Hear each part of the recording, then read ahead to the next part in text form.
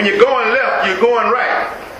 If you decide to go a direction you want to go, and it's not the direction that's been put into the system by the satellite, you notice what that tom-tom says? Y'all know what it says, don't you?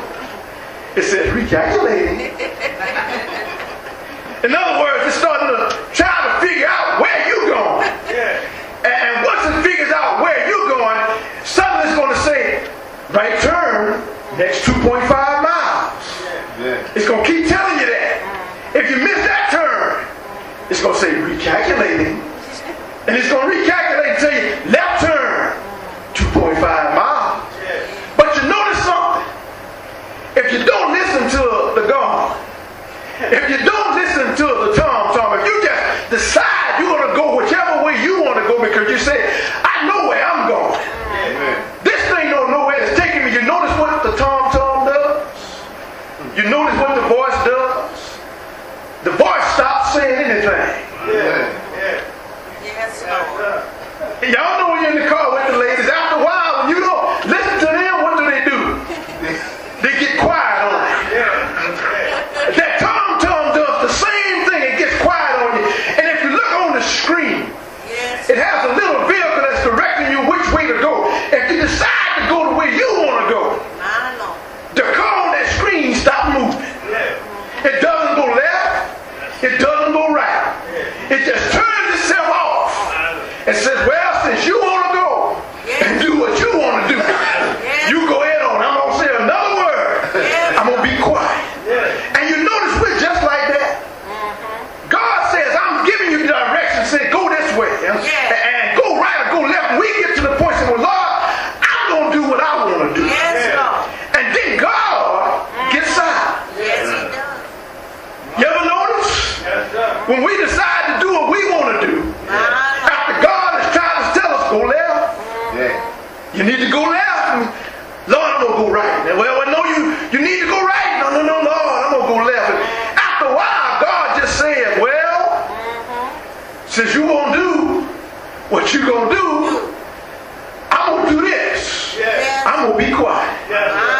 I'm going to let you do what you want to do. And you know what Brother Bruce always said when the lepers were healed. And Jesus told them, say, go and do this. And they did what Jesus said do. And said as soon as they did what Jesus said, said they were healed. But only one came back and did what he was supposed to do. And that was come back and say, Lord, thank you for healing. You know what those other 9 did? After they were healed, they said this, I'm going to do what I used to do. I'm going to go back to doing what I did before. And all of a sudden, you never hear a story about them after that. But you hear about the one that came back and gave God thanks for what he was doing. Now, you notice this. We always say this thing about this, that voice that's on that GPS system is not a real voice. It's an artificial voice. It's artificially generated by the computer. It's not even a real voice, but we listen to what that real voice tells us to do, that artificial voice tells us to do. But yet God, in all of his power, the creator of all things, the one who gave us life, when God gives us a direction, we don't want to hear it. We shut our ears and we shake him off and say, I don't want to hear that. But you know what Jesus said? He said, my sheep hear my voice. My sheep do what I say do.